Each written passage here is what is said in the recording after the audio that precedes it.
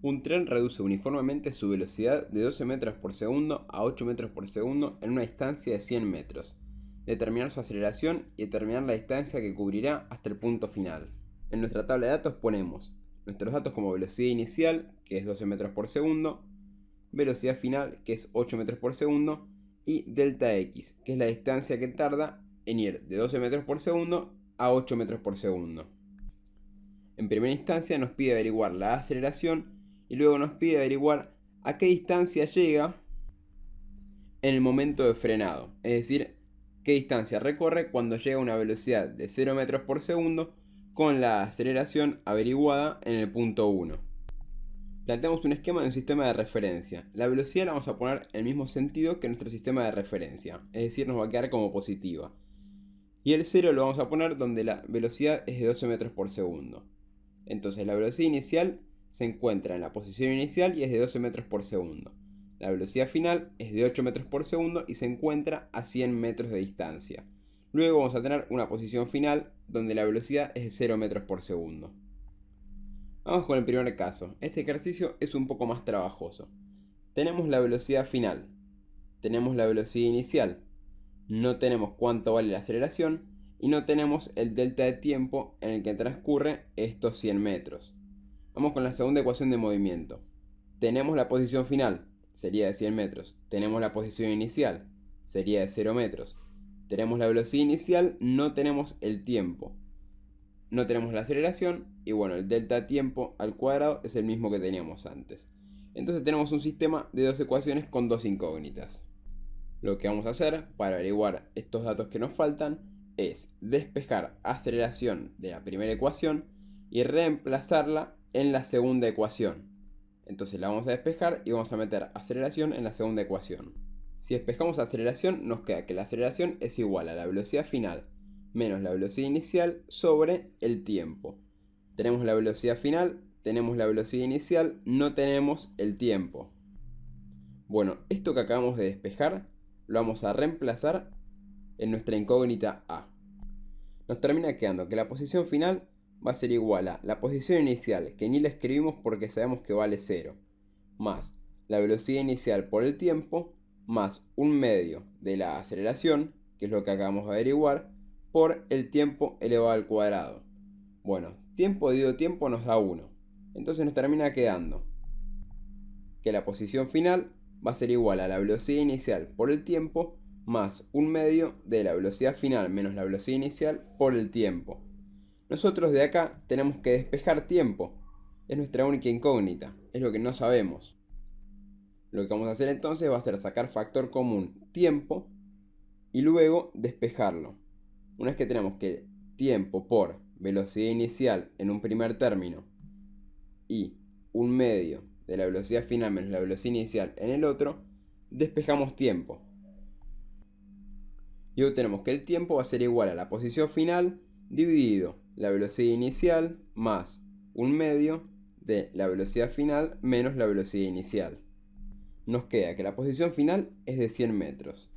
Y en el denominador nos queda la velocidad inicial, que es de 12 metros por segundo, más un medio de la velocidad final. Si la velocidad final nosotros sabemos que era de 8 metros por segundo, nos va a quedar un medio por 8, nos queda 4 metros por segundo, que es lo que tenemos acá. Menos un medio de la velocidad inicial.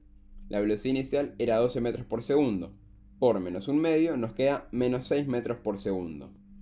Nos queda 12 más 4 nos da 16. Menos 6 nos queda 10. Nos queda 100 metros dividido 10 metros por segundo. Eso nos da un tiempo de 10 segundos. 10 segundos es lo que tarda en llegar desde la velocidad inicial de 12 metros por segundo hasta la velocidad final de 8 metros por segundo. Una vez que ya tenemos este tiempo, podemos calcular ahora cuánto vale la aceleración. Tenemos 8 metros por segundo como velocidad final, menos 12 metros por segundo como velocidad inicial, dividido 10 segundos. Nos da una aceleración de menos 0.4 metros sobre segundo al cuadrado. Esto nos da la pauta, si miramos el esquema, que la aceleración va a tener un sentido hacia la izquierda, porque es negativa, y nuestro sistema positivo va hacia la derecha. Solo nos falta averiguar a qué distancia llegará cuando la velocidad final sea 0. El siguiente punto nos pide determinar la distancia que cubrirá hasta el punto final. Sabemos que la distancia que cubre hasta el punto final van a ser estos 100 metros y la distancia que tarde en llegar a una velocidad final de 0 metros por segundo. Habiendo ya averiguado la aceleración, podemos con las ecuaciones de movimiento primero calcular cuánto vale el tiempo que tarda en llegar a una velocidad final de 0 y luego averiguar la posición final. Entonces vamos a empezar despejando el tiempo. Nos queda la velocidad final menos la velocidad inicial sobre la aceleración. Acá vamos a tener dos alternativas. La velocidad final sabemos que va a ser 0. Pero nosotros podemos hacer lo siguiente. Podemos decir, por una parte, que la velocidad inicial va a ser de 8 metros por segundo. Y luego, cuando usemos la ecuación de posición final, tener como posición inicial 100 metros. Porque para una velocidad inicial de 8 metros por segundo, la posición inicial ya es de 100 metros.